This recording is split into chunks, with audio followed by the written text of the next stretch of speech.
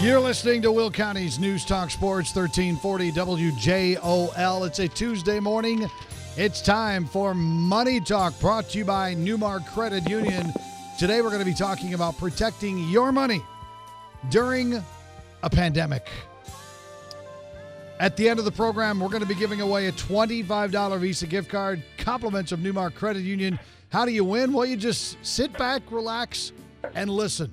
Because at some point between now and about 9:27, I'm going to be talking with my guests about protecting your money during a pandemic. And he's going to say something that is brilliant, that's going to blow my doors off. And then I'm going to ask you to repeat what he said, and you're going to win a $25 Visa gift card. That's how it works. So stick around for that right here on 1340 WJOL. Hey, you ready for a new vehicle? NuMark can help you take advantage of the year-end sales with their Cyber Auto Loan Sale. For a limited time, NuMark's offering auto loan rates as low as 2.49 APR for 60 or 72 months on new or pre-driven cars, trucks, or motorcycles. Apply before November 23rd to take advantage of this amazing deal. Some restrictions apply. For full details about NuMark's Cyber Sale, give them a call at 815-729-3211 or visit NuMarkCU.org. That's NuMarkCU.org. One of my favorite people at NuMark is this man right here. He's the Chief Information Officer. Yeah, he's a big deal. His name is Kevin Quinn, and he joins us on the Turk Furniture studio line. Good morning, Mr. Quinn. Good morning, Scott. How are you doing? I am wonderful. It has been far too long, my friend. How have you been behaving yourself, or have you been behaving yourself? Oh, a little bit here, a little bit there. Yeah, it's been far too long. Yeah, I think a few things have changed in the world since we last spoke. It's a little bit different than it was when we last spoke. You know what? Yeah, I was looking back this morning, and I think last time we visited was end of January, early February. So, yeah, COVID didn't exist. So, I guess, how are you and your family? Is everyone doing fine? Yeah, everyone.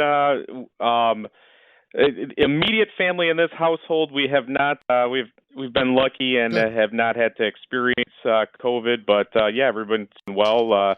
I got a 2.5-year-old that's, really wants to go back to his swim lessons and go back to, bouncing around at a playhouse. But other than that, we're doing well. Hope the same is true for you. Yeah, absolutely. And, how do you tell a 2.5-year-old that there's a global pandemic and you have to be careful? It doesn't make any sense. So I'm sure, you've done a good job explaining it. No, he didn't completely understand that one. Yeah. Nope. Just say the pool's all dried up. No more water. The pool's dried up. Exactly. All right, my friend. Well, hey, we're going to get into protecting your money during a pandemic. And Kevin is here, Chief Information Officer at NuMark. And before we jump into our topic today, people hear the word Chief Information Officer, and they may not be familiar with what your daily duties consist of. So please enlighten us. Yeah, I mean, it means a few things, I guess, depending on the scale. As a chief information officer at kind of a localized credit union, it means I kind of get my hands into a lot of things, looking after the overall security, our software offerings as far as, what we can offer to our membership, the day-to-day monitoring operations of our, server room and everything like that. And then, I find myself fixing somebody's speaker. But really, I mean, my priority first and foremost is safety, security, soundness, from an IT perspective of the credit union. It really involves kind of keeping abreast of what's going on in in that field in IT in general, in IT security. So it's a lot of continued education and just kind of bringing that to the credit union so we can have kind of the best of breed approach. Right. So how do you react to this global pandemic? Specifically, what are some of the things that you've had to do? Yeah, I mean, agility has been number one, because I'm sure everybody remembers, it seems like a lifetime ago, but during those fateful days of March, everything kind of got turned on its head really quickly. So, we went from open offices, everything was fine and dandy, and over the course of about 2 weeks, we were no longer comfortable, having IT department go out and laptop and everything. So we got a lot of that in moving users to laptops, and then we got to the point where I know a lot of businesses were basically just telling employees, hey, pack up your desk, we'll help you out, we'll support you remotely.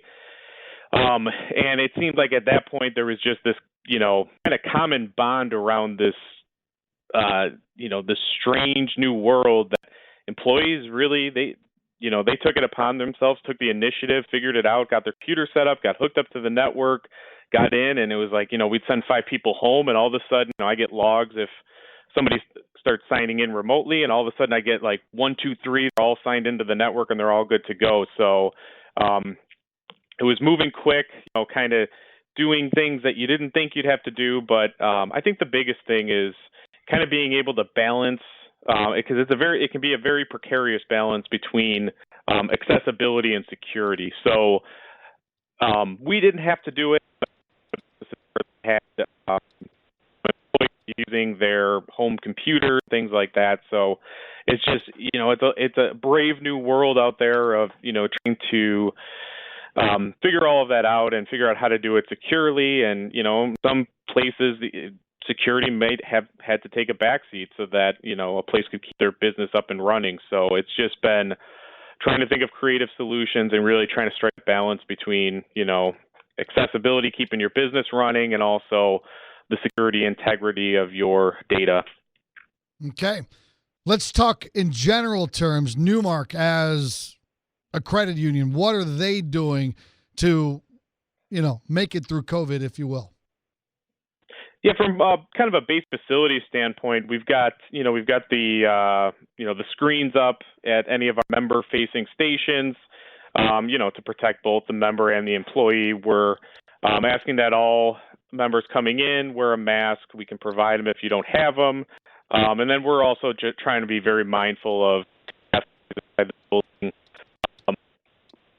another thing that like I mentioned earlier, a large portion of our staff has either gone remote or has the ability to go remote now at any time.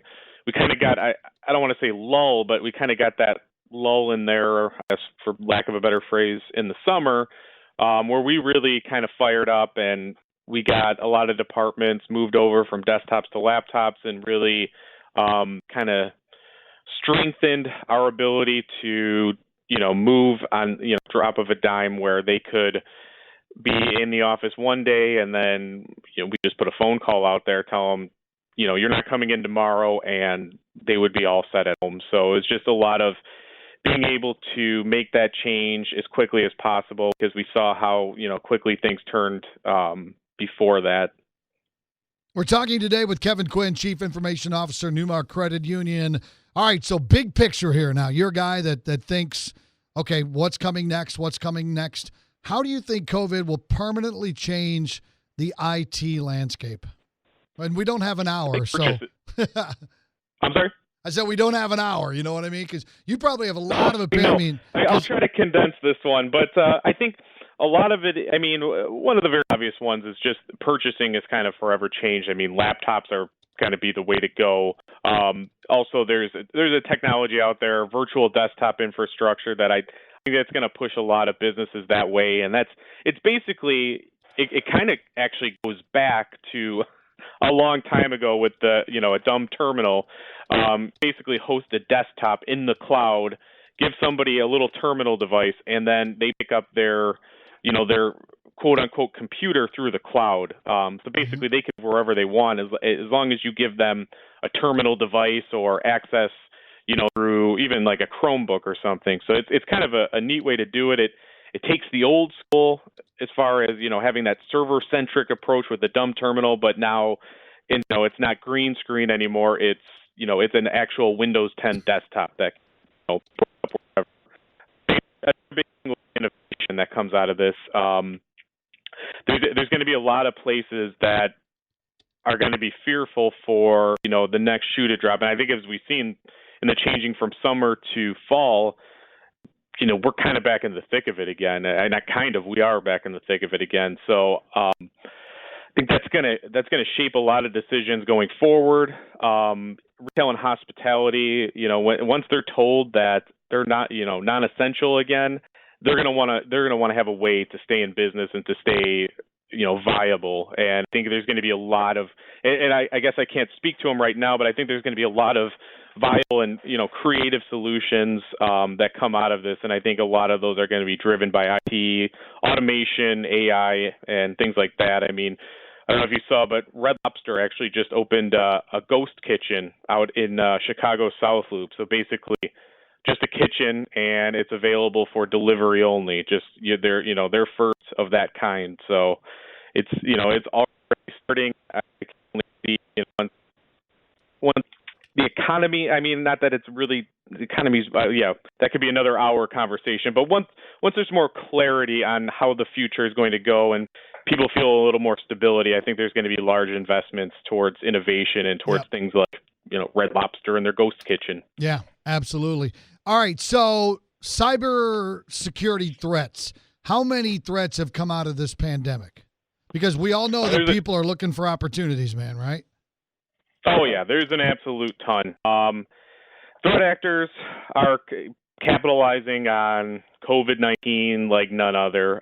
We've seen an increase in like phishing related emails and vishing, which is, phone calls, fraudulent phone calls, offering anything from tests, treatments, vaccines. I think people were offering vaccines back in March before it was even a hope. So they're really starting to capitalize on this. And, I was kind of looking it up recently, and the most recent number that I find is, money lost due to fraud was actually it came back in July, and it was $77 million have been lost in scams. And that's just from that period of, March to July. And fraud, and especially fraud like in this kind of scope where people are falling for something and might be a little embarrassed, fraud like this tends to be severely underreported. So 77 million is probably a large understatement as far as how much fraud has occurred. And given that number is back in July, I mean, it's probably double that at this point. So we're seeing a lot of fraud coming out of this, and just, a lot of attempts to trick people out of their money. Let's talk a little bit about how we can protect ourselves. We have you, if we're members of NuMark Credit Union, you to look out for us. But what can we do to keep ourselves safe and avoid scams? It really starts at just having, a healthy sense of phone call,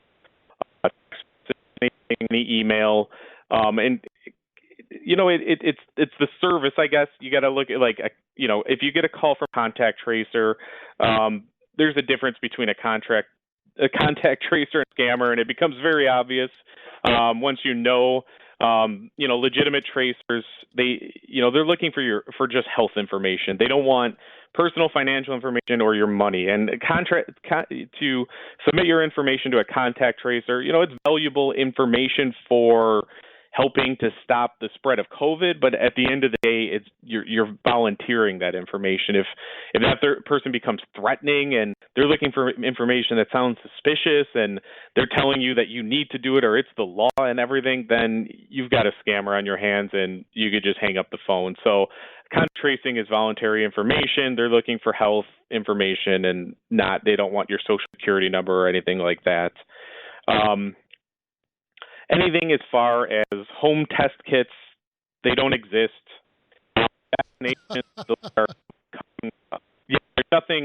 there's nothing widely available for vaccinations right now. And if somebody's claiming to have one, it's fraudulent. Actually, I saw a sign, it was like a couple months ago on the Walgreens door that they didn't have the COVID-19 vaccine. And I was just wondering, I'm like, wait, what COVID-19 vaccine were they supposed to have? But I guess people are looking that much for it that they didn't even know it didn't even exist at that point. But there's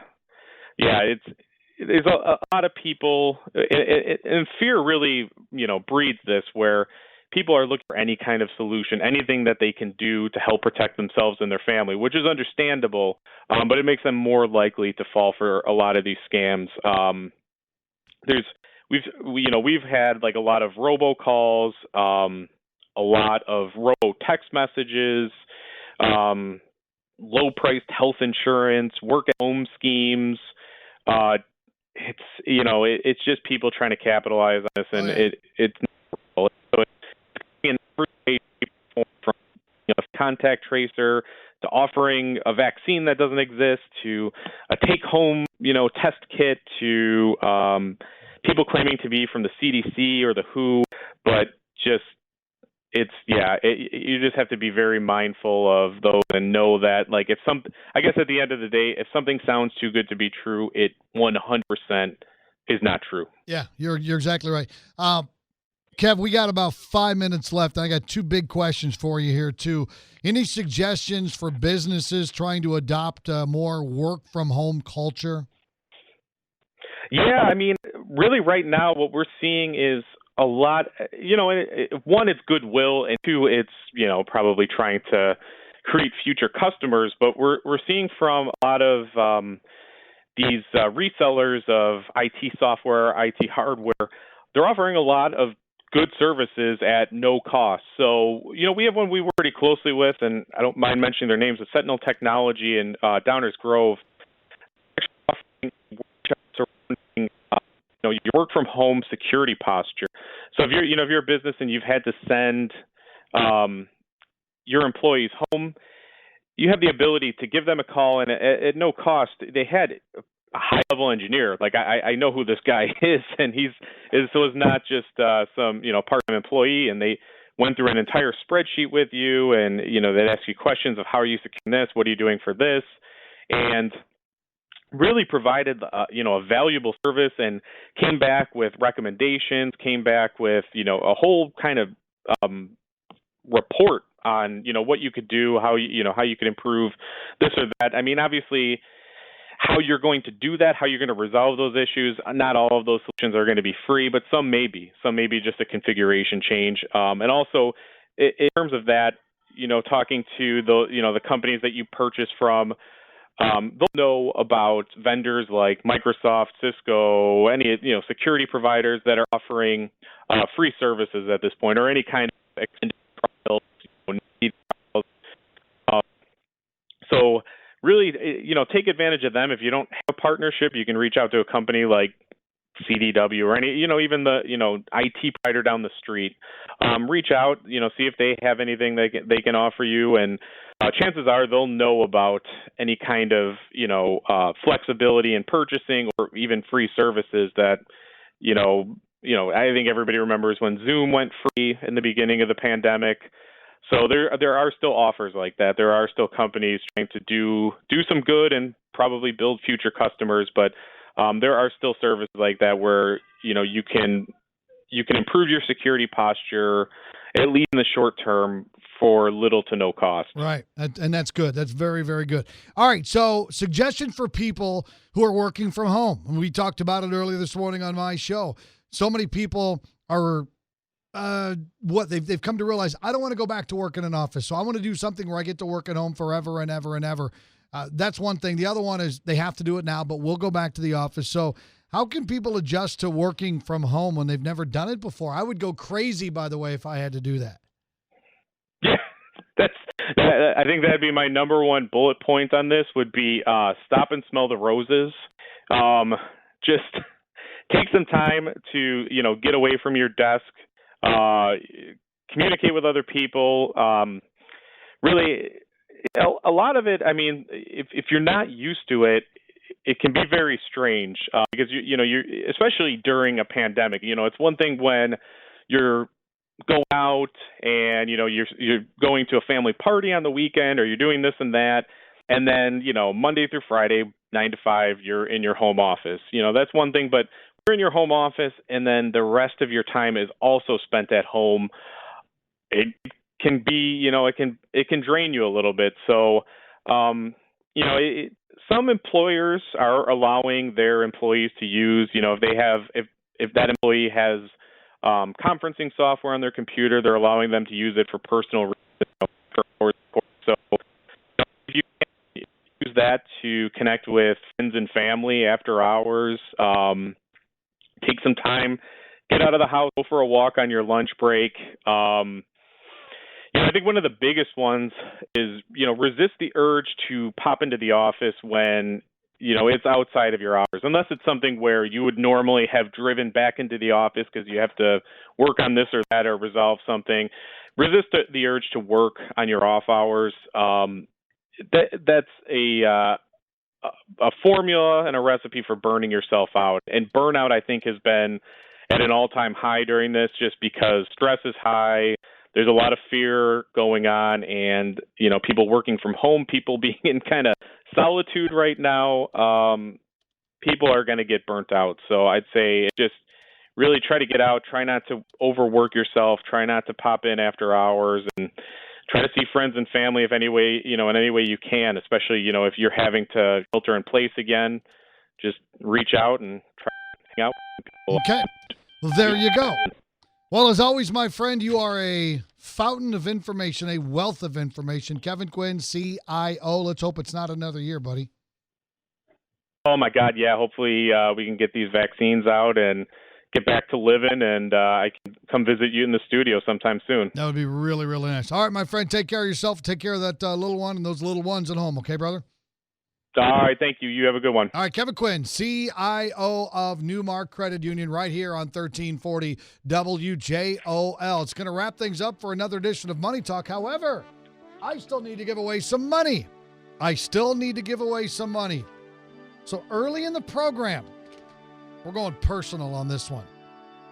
Kevin mentioned he's got a 2.5-year-old at home that wants to go to what kind of lessons, but the little one can't because of COVID.